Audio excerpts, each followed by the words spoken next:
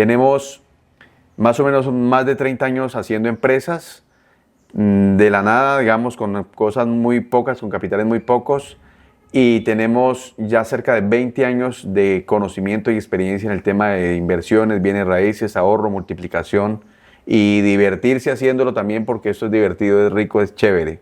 Entonces, siempre yo digo un abrazo, estamos para servirles. Impulsando el desarrollo y el éxito empresarial en nuestra región.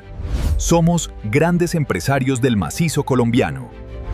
Una producción de Enredijo, Sistema de Medios Digitales. Hola, ¿qué tal amigos de Enredijo Multimedia? Bienvenidos a uno de los diálogos que estamos acostumbrando aquí a nuestros seguidores con la gente que impacta a nuestra región, la gente que trabaja por hacer grande a Pitalito, al sur del Huila, al Huila y a Colombia. Hoy con un invitado muy especial, una persona que ha logrado trascender en los negocios en nuestro municipio con dificultades, con algunas,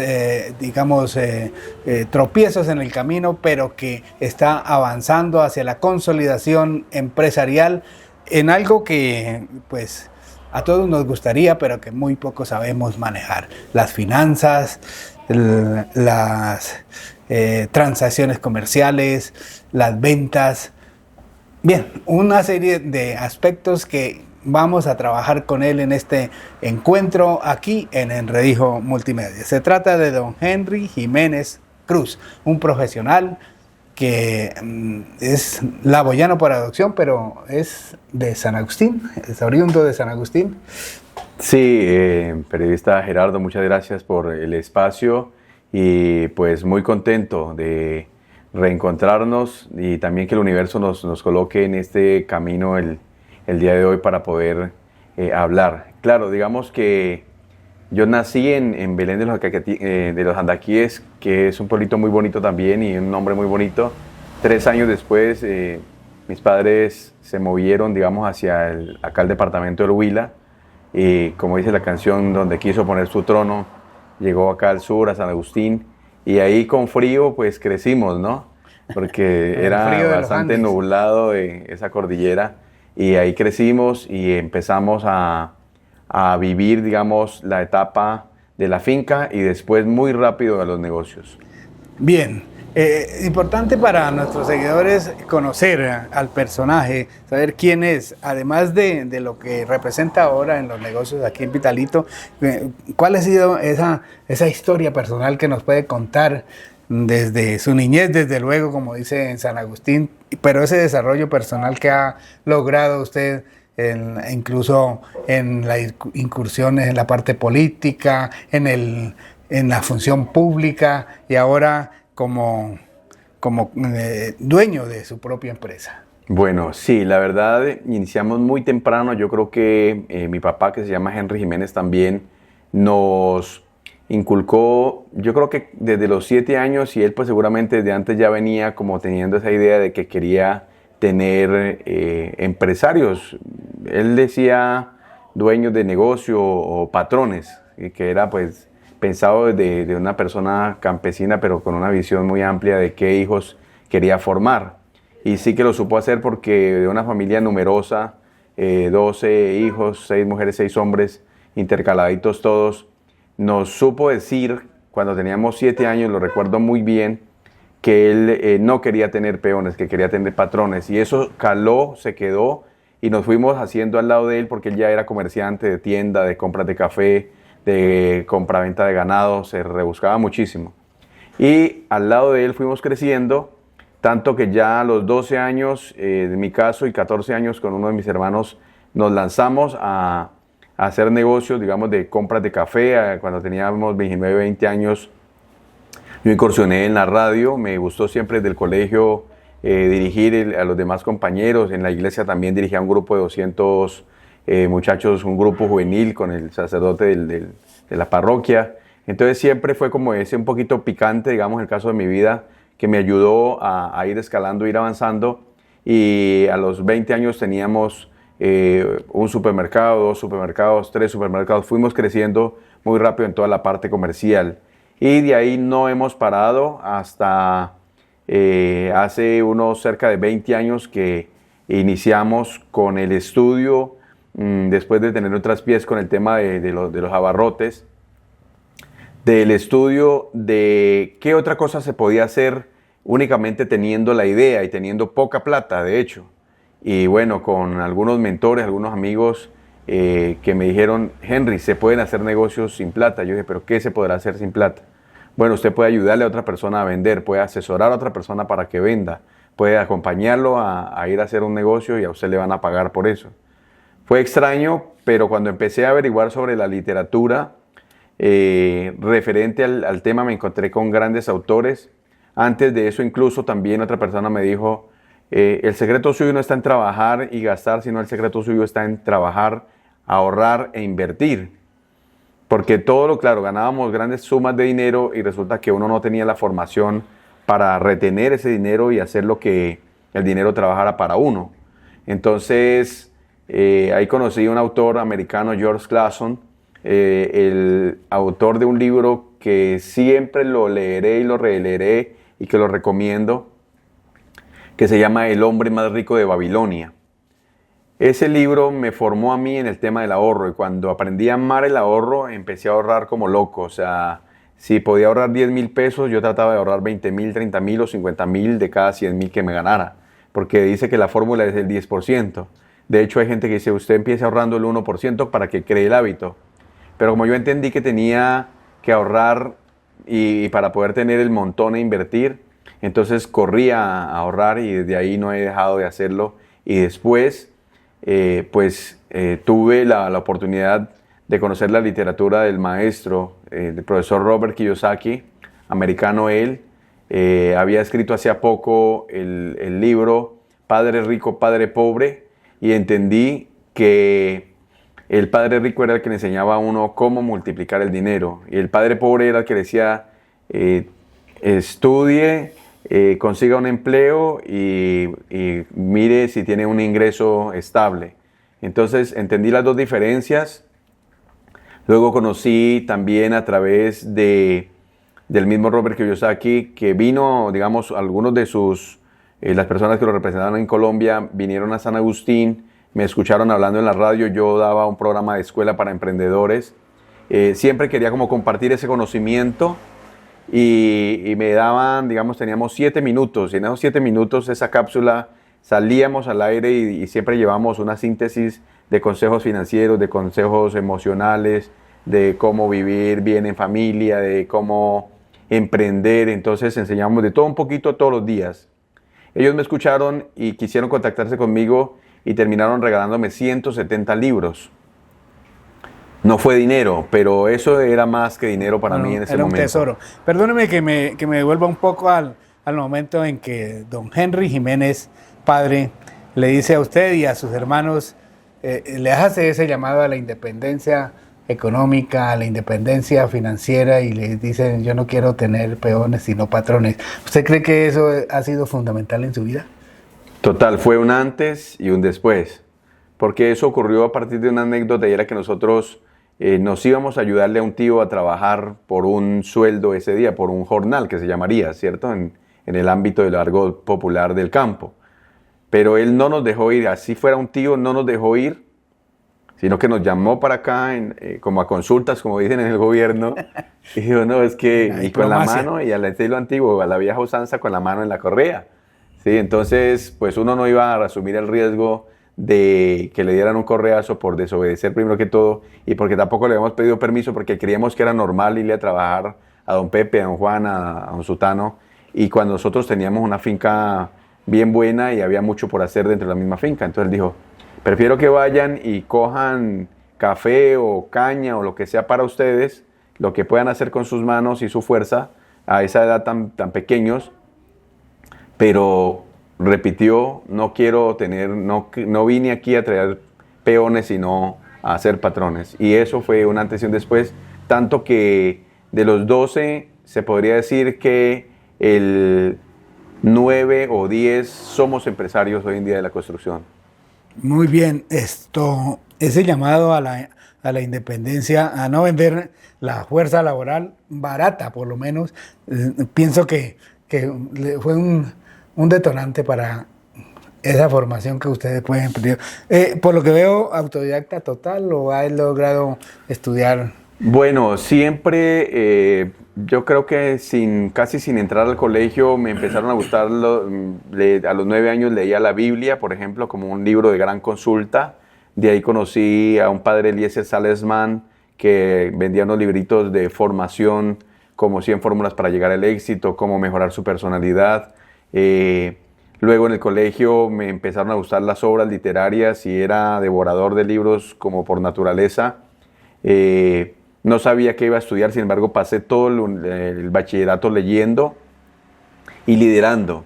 ¿Sí? Por ahí empezó como a picar un poquito la política porque fui monitor del colegio desde sexto hasta 10º, presidente estudiantil, y en el grado 11 gané las elecciones de 400 votos contra 30 de mi competidor. Entonces tenía como una capacidad... Para personero del colegio. Hicimos además unas labores fuera del colegio que normalmente un personero se mete como con los estudiantes nomás. En el caso yo me salí, encontré a una señora que vivía con 8 niños en la misma casa, en una habitación con su abuela, y le ayudamos a reconstruir su casa, y ahí hemos hecho durante el resto de la trayectoria, hemos hecho ayudas para que personas logren, digamos, mejorar su calidad de vida. Y luego me gustaba mucho la informática, lo confundía con los sistemas. Yo pensé que los sistemas eran informática, eran computadores y programas. Lo que yo no sabía es que la ingeniería de sistemas era aprender de toda clase de sistemas, cómo funciona un sistema del agua, cómo funciona un sistema de la energía, del alcantarillado. Y empecé a estudiar con la universidad a distancia, la UNAD, más o menos unos 7 semestres de ingeniería, pero me ganó el comercio, ¿sí? Digo me ganó el comercio porque al final yo veía que hacía más dinero, digamos, afuera, y que eso para mí era como un poco perder el tiempo. Hice también un par de semestres de comunicación social, siempre me gustó también el periodismo, me gusta como ese picante, el poder preguntar, el poder saber, y bueno, pues no terminé esas carreras. Creo que se necesita tiempo, creo que ahora tengo también ya más tiempo de poder concluir como los grandes hombres de la historia, 1 carrera, 2 carreras, 3 carreras, y no centrarse únicamente en una cosa, porque administrador lo aprendimos ahí, en la calle, en la lucha, en el día a día. Bien, tiempo para hablar un poco de la empresa que usted tiene hoy. Antes, cuando tuve la oportunidad de conocerlo por primera vez, andaba por ahí en la función pública, trabajando en los municipios. ¿Cómo fue esa experiencia? Bueno, eso fue algo bonito, nació casi desde el colegio. No sé si era diputada en ese momento, la doctora Consuelo González de Perdomo me descubrió en el colegio, ¿sí? Y me mandó a llamar a través de uno de sus líderes para que perteneciera, digamos, a las huestes de ella. Pero como uno estaba muy como arraigado al tema de los partidos, mi papá, pues de hecho, él fue concejal en Belén 8 años, acá en San Agustín fue concejal 12 años, era muy aclamado, siempre que se lanzaba sacaba muy buenas votaciones, y vivía muy relacionado con los políticos de turno, tanto el alcalde, los diputados, representantes a la Cámara y senadores. Mantenía, digamos, esa escala. Y pues muy conocedor y cercano a los presidentes que hubiera, digamos, en ese momento. Entonces, digamos, cuando yo me vi, digamos, descubierto por estas personas, yo le ayudé en algún momento a liderar unos grupos de jóvenes, pero yo los entregué. Les dije, bueno, ustedes son de ese grupo, yo no. Sin embargo, los presento, los dejé, pero yo me voy para el lado que más jalaba, que en este caso era el conservatismo, con un liderazgo en el Huila, en el conservatismo en ese momento de más del 70%.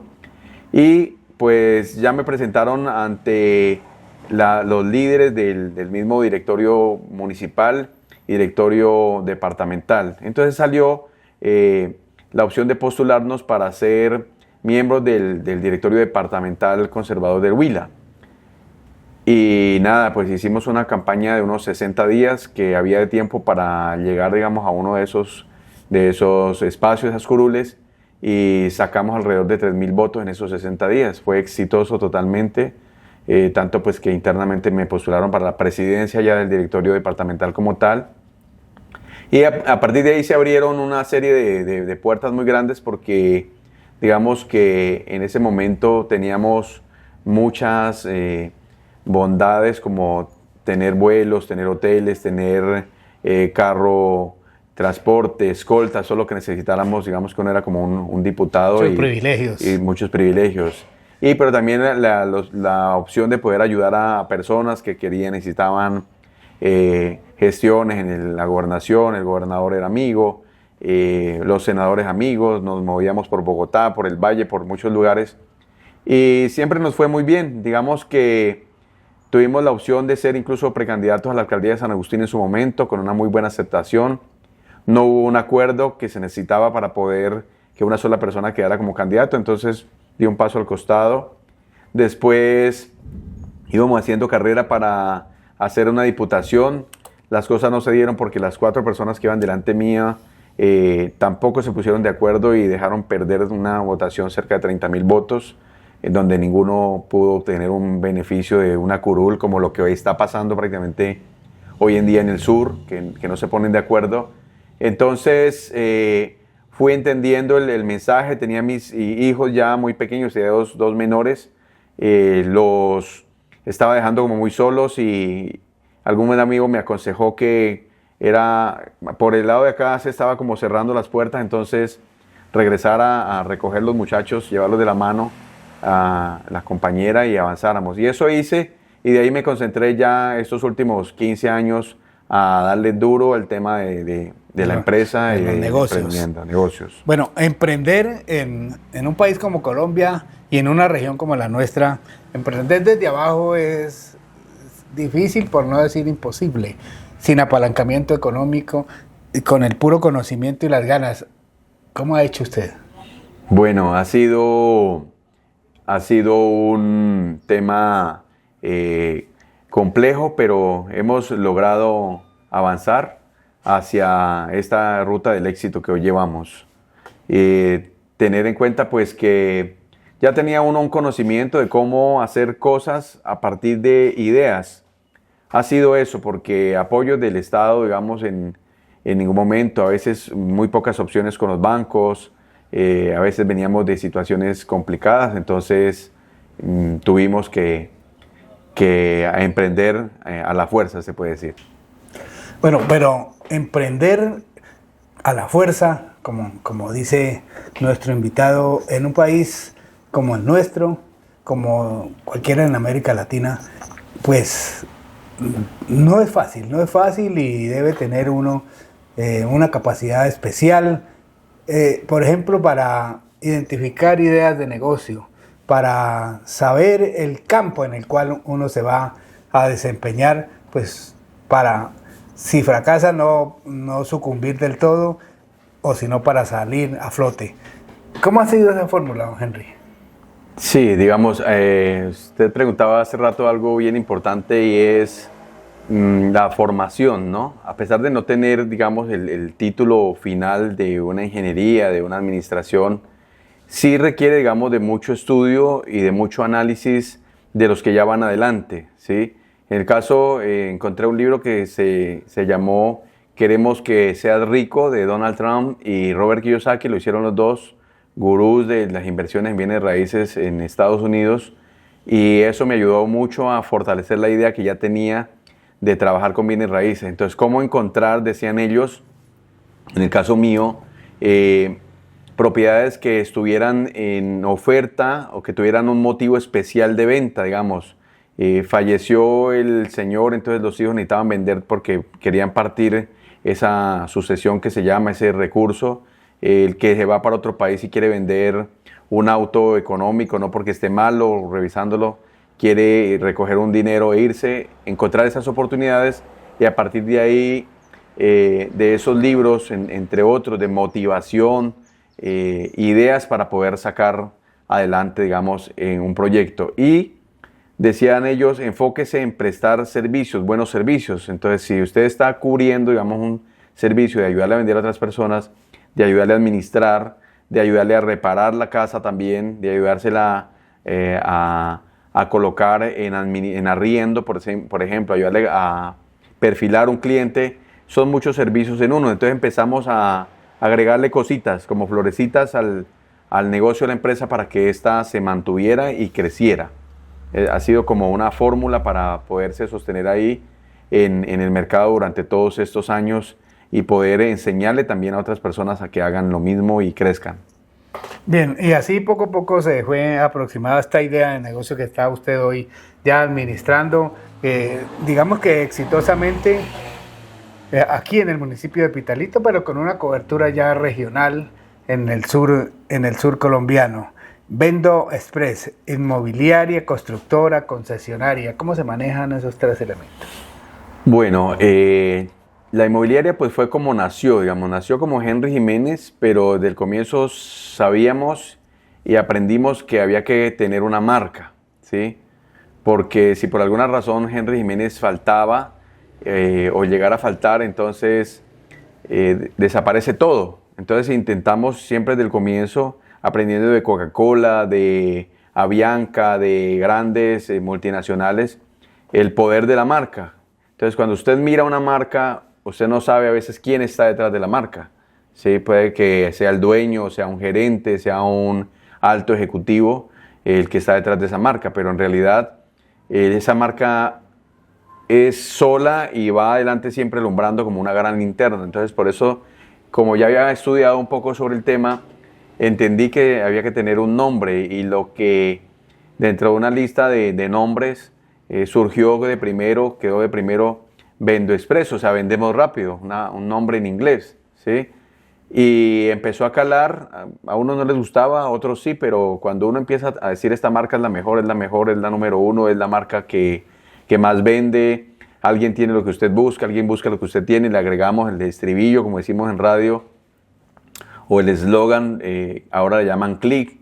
Entonces logramos empezar a meternos con el nombre y con el eslogan y siempre invirtiendo mucho en publicidad. En ese momento pues en radio no estaban las redes tan en boga. Sin embargo, en 2008, cuando empezó Facebook, ya empezamos a crear nuestra primera cuenta.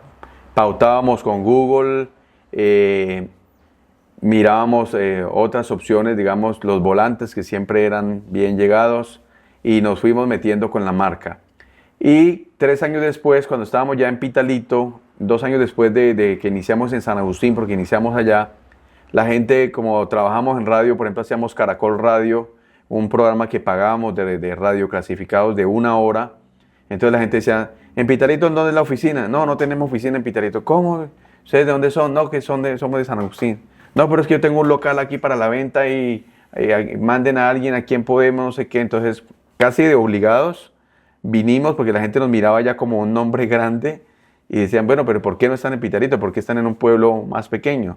Entonces, digamos que la misma presión nos fue obligando a abrir, digamos, oficina y fue muy rápido porque viajamos diariamente, inicialmente para acá y luego de eso fue casi una bola de nieve creciendo enormemente, llevándonos por delante comisionistas de la calle, el parque. La gente quería ya tratar con una empresa que tuviera un nombre y que fuera seria.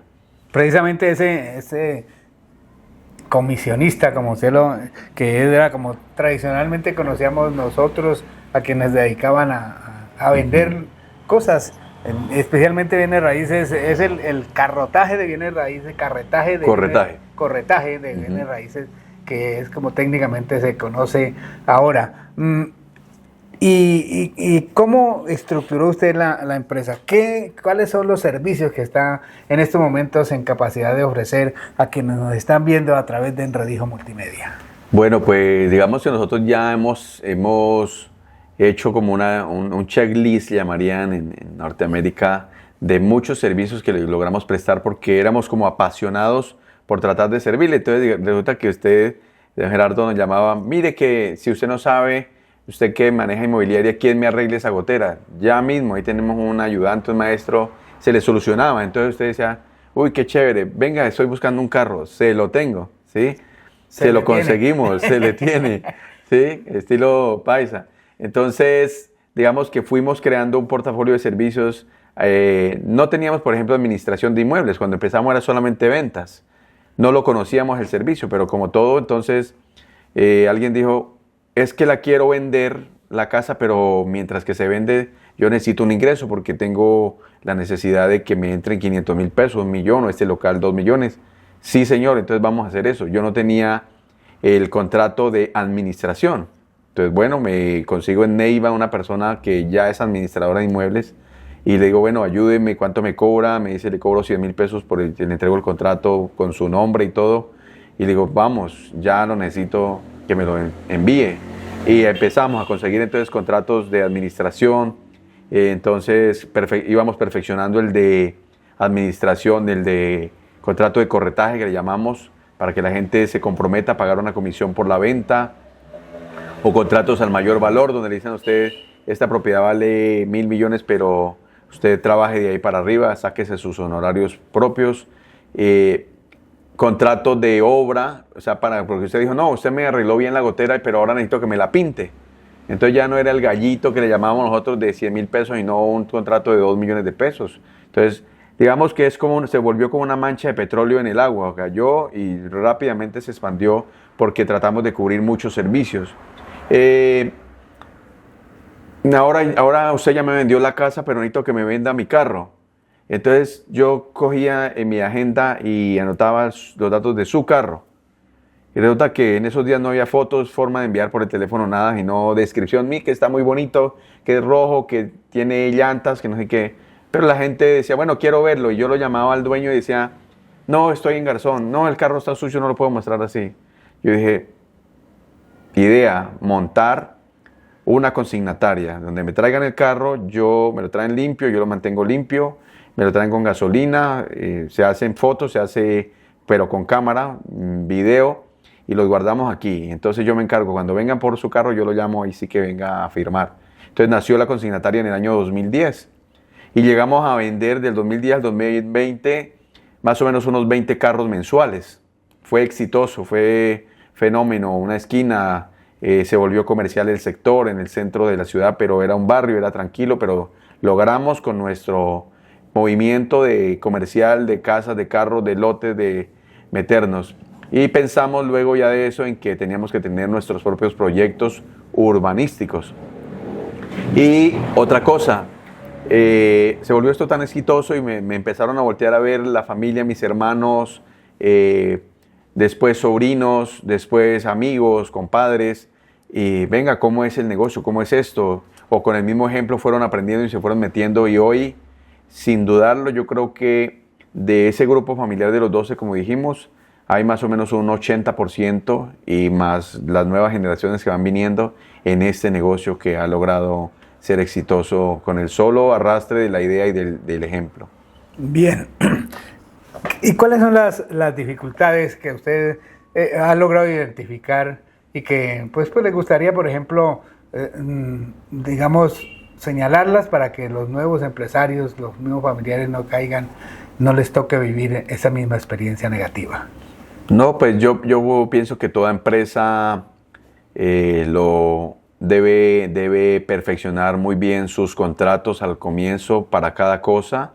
La parte contable es fundamental porque a veces uno descuida, como las comisiones a veces se vuelven tan informales, hay que tratar a la fuerza de formalizarlas para que eso sume en el banco, para que se le muestre a la dirección de impuestos, para que de allá para acá también lo reconozcan a uno como empresa. O sea, lógicamente uno cuando empieza, uno a veces no alcanza ni a dimensionar todo lo que puede llegar a ser. Ejemplo, año 2023, tuvimos la oportunidad de ejecutar obras, torres de 7 pisos a otra constructora en hormigón, en esta construcción tipo aligerada, y eso conllevaba, digamos, una contabilidad más especializada o un mejor manejo de personal, riesgos, todo este tipo de cosas. Entonces, es en sí colocarle la lupa y no descuidar, Gerardo, los temas legales, ¿sí? Para que eso después, con el tiempo, no le vengan a preguntar por qué usted movió esto, por qué hizo esto,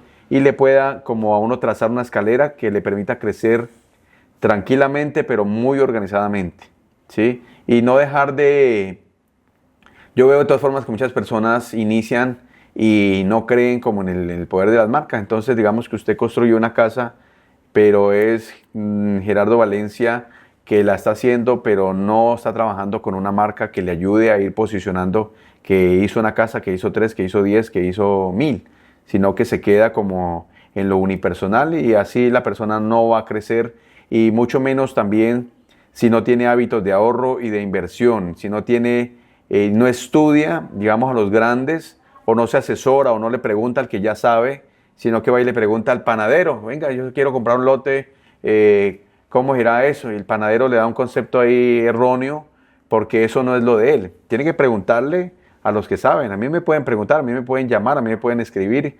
Yo he asesorado a muchas personas que nunca ni las conocía por teléfono. Mire, es que me dijeron que usted, sí señor, con mucho gusto, es un lote acá en tal parte. Y resulta que cuando uno siembra, recoge, después al tiempo han venido y me han comprado a mí directamente porque los asesoré, los acompañé y estamos, que eso es algo que la gente lo reconoce en nosotros, siempre dispuestos a acompañarlos a donde necesite. Yo he ido a Bogotá a hacer una asesoría, a Neiva, solamente por los pasajes y las comidas y me he devuelto, pero contento porque me tuvieron en cuenta y pude ayudar a que si sirviera, digamos, el negocio y fuera para adelante. A Florencia, a Mocoa. He viajado a muchos lugares. Estuve en Madrid, en España hace poco y estuve acompañando a unos familiares a comprar unos lotes. Entonces esto es universal y es bueno. Perfecto. Bueno, Vendexpress basa su accionar en la confianza. Porque, bueno, yo le dejo mi carro. Tengo que confiar en el empresario. Pongo mi casa en venta y se la confío para que usted me la venda. Esa confianza, ¿cómo se construye? No es fácil, porque hay cosas en el trasfondo que a veces uno, si también se confía, aparecen acá después adelante, ¿sí? Voy a colocar un ejemplo que es caso de la vida real, como en las telenovelas. Acá en el centro me llama una vez un señor solamente por teléfono y me dice, mire, es que me dijeron que usted es muy bueno para las ventas y que su empresa es también muy seria. Me habló incluso de eso, de seriedad, de responsabilidad. Quiero que me ayude a vender un lote acá al lado de un supermercado del centro. Ah, sí, señor, yo tengo el mapa de la ciudad y el departamento y tal vez de gran parte del país en la cabeza. ¿Qué lugar es? Entonces me dice, acá en la carrera 11, en la calle 11, entre tercera y segunda, tal lote. Ah, digo, yo ese lote yo lo conozco. Ok, dijo, ese es el lote, ya le voy a mandar el certificado de tradición, inscríbamelo, cuánto vale la inscripción, le cobré y colóquemelo en la venta, que es que yo llego de viaje en 2 semanas y ya voy y le firmo y todo eso. Entonces, uno en confianza, confiando, digamos, en esa persona, yo inicio a hacer la venta. Resulta que por el precio que él me dio, que era muy atractivo, rápidamente salieron unas personas que querían comprarlo. Entonces, ya le dije al supuesto cliente que había una persona, que habían 2, que habían 3. Dijo, miremos cuál es la mejor, cuál tiene toda la plata, no sé qué. E insistía, digamos, en que si se iba a hacer el negocio, por ejemplo, hoy, pero mándeme 10 millones de pesos pues, para que pise el negocio, pero mándeme 10 millones de pesos. Entonces, cuando ya me dijo la tercera vez eso, yo dije, en mi pericia, en mi experticia, en mi experiencia, yo dije, bueno, aquí ya hay algo raro, porque ¿por qué tanta insistencia? En un negocio hay que dejarlo como el río, que él vaya tomando forma, fluyendo. ¿sí? Que vaya fluyendo. Y era retacando que rápido pidiera ese inicio. Entonces, ya me tomo un segundo concepto y entonces le pido a alguien que me revise ese certificado de libertad y tradición. El comprador estaba también como muy entusiasmado a mandarle la plata y todo eso. Entonces yo le dije, de acuerdo a mi olfato pues, de negocio, le dije, no, esperemos, vamos a hacer revisar este documento a ver qué es lo que pasa. Entonces cuando ya entramos al análisis, se miraban cosas corridas, digamos. Habían números como impostados, como suplantados, unas firmas, unas cosas. Entonces ya descubrimos rápidamente que esa era una trampa. Ajá. ¿Sí? Entonces ya me puse a averiguar quién era el verdadero dueño, lo llamé y le dije, ese lote lo están vendiendo. También lo puse sobre alerta para que él pusiera un aviso allá que ese lote no estaba en venta porque el señor realmente no lo estaba vendiendo. Entonces eso genera confianza en el comprador y ese comprador que se ahorró, digamos, una pérdida y que también me hubiera podido involucrar a mí, Claro. comentó, digamos, con otras personas, dice, ahí pueden ir con confianza, él los asesora, los acompaña, no los deja meter. Como ese he tenido otros 3, 4 casos de grandes posibles estafas que se lograron atajar a tiempo y esas personas, lógicamente, por su energía universal y por sus comentarios, se lograron tener confianza y lo mismo con los carros porque ha sido muy poco lo malo que puede haber pasado. Bien, usted ya nos ha comentado el interés y la forma como ha venido expandiendo el negocio, no directamente en su empresa particular, sino que otras personas de su grupo familiar, de su entorno social, han aprendido con usted. Ese crecimiento fortalece su negocio o cree que puede ser competencia, por ejemplo. No, pues digamos cuando es el caso, es que digamos me ha faltado decir que aparte de la familia en su momento, incluso que desde el año 2012, 2014, entraron particulares en sociedades con mi mismo grupo familiar y aprendieron ese arte, ¿sí? Que no era construir para vender, sino vender primero y después construir, porque hay una diferencia de la A a la Z. Y a partir de ellos me imagino que sus demás familiares de esas familias también hoy dependen de esas empresas y esos negocios, pero yo me he sentido supremamente bien. Creo que me siento como un maestro, que eso me ayuda a mí a crecer, que esa onda, digamos, expansiva me ha beneficiado a mí muchísimo porque de alguna manera yo estoy en la cúspide de esa pirámide y los demás van todo el mundo trabajando de a poco, de a mucho, pero creo que para todos alcanza, porque Pitalito, algo que usted mencionaba por ahí, pues le faltan vías, aquí falta, digamos, que la misma municipalidad vaya adelante con autopistas, con avenidas, para que los constructores vayamos atrás haciendo lo que uno sabe hacer, que son urbanismos, vender, construir torres, construir conjuntos, cosas campestres, casas campestres, y que haya un desarrollo, digamos, muy adelantado. Pero aquí, en ese aspecto, sí, uno tiene que ir un poco atrás, pero la respuesta es sí. Es beneficioso poder ayudar a muchísimas personas y enseñarles. Precisamente sobre eso. Una pequeña indagación preguntando por Henry Jiménez en Pitalito. Alguien dice, ese es un gurú de las ventas, un gurú de la inmobiliaria. ¿Considera usted que ha logrado ese escaño? Sí, yo creo que ya por eso hemos aceptado esta invitación y pues también muy contento de estar aquí porque es para decirle a las personas que queremos empezar a crear una comunidad a través de la red social, de los diferentes medios, en donde las personas se puedan educar con nosotros, alguna parte gratuita, no sé más adelante cómo estructuremos eso, pero poder enseñar porque realmente creemos incluso que nos estamos demorando en poder compartir ese conocimiento. Uno creería que la gente al estar en un celular mirando una red social, 2, 3, se encontrarían con esa información, pero uno mira que la gente pues se ríe mucho, ves mucho humor y pues no sé hasta qué punto tengan problemas económicos o problemas familiares por no tener unas finanzas fuertes, establecidas, que les ayude a tener un colchón económico para su crecimiento personal. Entonces, cuando uno habla incluso con muchas personas, tienen muchísimas dudas sobre cómo incluso empezar a ahorrar. Entonces dice, hay mucha ignorancia financiera y qué bueno poder empezar a suplir esa necesidad a través del conocimiento que ya tenemos. Bien, sí, precisamente sobre eso, porque en nuestra charla previa hablábamos de eso, el deseo que usted tiene de compartir ese conocimiento.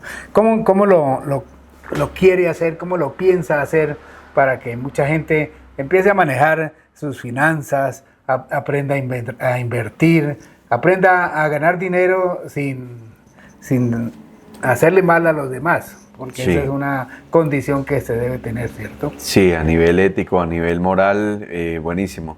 Pues ya tengo una página de Facebook, no estoy muy asiduo a ella, que se llama Actitud Económica Henry Jiménez Cruz. Ahí ya hay alrededor de 5.000 personas de toda Latinoamérica que están vinculadas.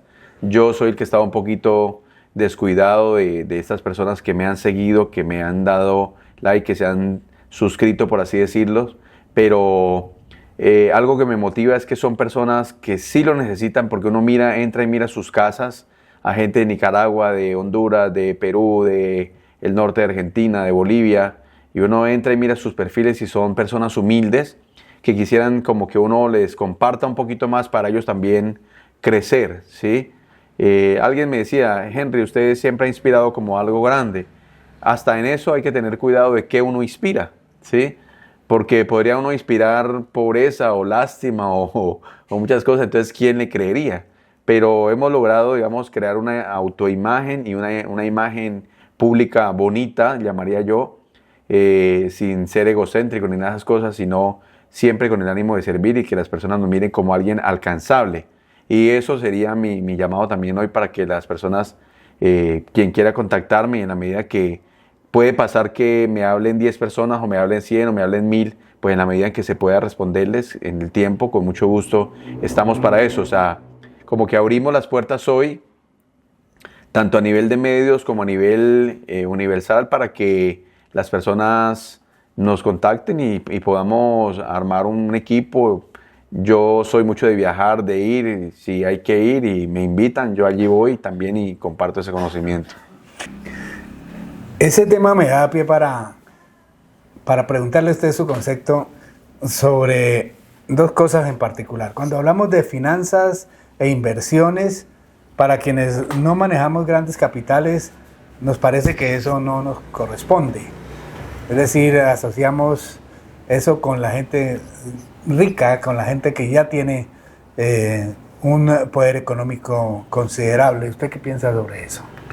Bueno, ahí es donde está el hueco, el vacío, el error, porque digamos las clases medias y medias bajas que están como en una lucha, como en las uñas, como que se gana un salario, como que dicen yo no puedo, ahí ya hay un vacío financiero importante, precisamente por el desconocimiento. Incluso existe la regla del 1%, que dice, ahorre el 1% de lo que se gana, y una persona dice, ¿para qué sirve un 1%? ¿Pero para qué? Si 1%, 10,000 pesos, al vez de 1,000,000 de pesos, ¿eso para qué? ¿Sí? Pero cuando la persona está totalmente nula en el tema de ahorro, que todo lo que gana se lo gasta, la regla del 1% le puede ayudar a crear el hábito, ¿sí? Como la gotica de agua. La disciplina. Va cayendo y el otro día amanece lleno ese vaso. Pero cuando uno crea la regla del 1%, yo ya lo dije aquí, cuando yo aprendí de ese conocimiento de 5,000 años atrás, de los babilonios, a través del libro del hombre más rico de Babilonia, ahí enseñaba que era el 10%, y para mí era un difícil ahorrarme el 10% en ese momento, cuando tenía, digamos, deudas, cuando tenía compromisos de atrás que ya venían y estaba empezando nuevamente con esta empresa porque hemos tenido una dificultad financiera importante. Pero cuando yo entendí que esa era la solución, corrí a ahorrar, ¿sí? Cuando había pasado un año y tenía un fondo, corrí a invertir, ¿sí? Entonces busqué quien me fiara mi primer lote. Digamos, mire, tengo 2 millones de pesos y el lote valía 10 en ese momento. Yo decía, mire, le puedo pagar así de a 500,000 pesos mensuales, deme 8 meses, deme 10, o le pago en 6 meses, así. Ya mentalmente cambié el chip, borré el tablero viejo e inicié con el tablero nuevo, ¿sí? Volví a reescribir la fórmula, la entendí, y de ahí para allá ha sido como despegar, digamos, como esos aviones que despegan en vertical y no hacen todo el recorrido. Entonces, sí puede una persona que no tenga, digamos, un gran ingreso o que no sea un gran capitalista iniciar, ¿sí? Todas las personas dicen, no, el otro año, como el que quiere inscribirse al gimnasio y no empieza a hacer el deporte, ¿cierto? A manejar hábitos saludables, lo mismo, aplazando. Si aplaza el ahorro, va a aplazar su felicidad, va a aplazar su futuro emprendimiento, porque no tiene con qué iniciar ni a montar ni una venta de empanadas. Tiene de pronto hasta la idea, pero no tiene con qué, ¿sí? El banco tal vez no le preste, esté reportado, lo que sea. Entonces, tiene todas las posibilidades cualquier persona, así sea el que venda tintos, sin discriminar a nadie, el que ayuda en un terminal a gritar para que viajen y le pagan un pequeño sueldo. Todos, si se disciplinan, guardan un poquitico y ese poquitico se vuelve grande al final. Bien, pues muchas gracias a don Henry por acompañarnos, por estos consejos. Vendo Express es una solución. Como nos hemos podido dar cuenta, casa, carro, y la beca se la damos en formación, orientación y capacitación en inversión y finanzas. Muchas gracias. Muchas gracias a usted, Gerardo, y a todas las personas que nos ven. Yo les diría, para concluir, vuélvanse como unos niños preguntones, no les dé miedo, no les dé pena, porque es mejor, como le decían a uno en el salón, es mejor ponerse rojo un momentico y no quedar como el que no preguntó y tampoco no descubrió qué era lo bueno que ahí había. Tenemos más o menos más de 30 años haciendo empresas, de la nada, digamos, con cosas muy pocas, con capitales muy pocos, y tenemos ya cerca de 20 años de conocimiento y experiencia en el tema de inversiones, bienes raíces, ahorro, multiplicación, y divertirse haciéndolo también, porque esto es divertido, es rico, es chévere. Entonces, siempre yo digo un abrazo, estamos para servirles, a eso creo que vinimos a este mundo, y pues ese es el legado que queremos dejar. Muchas gracias.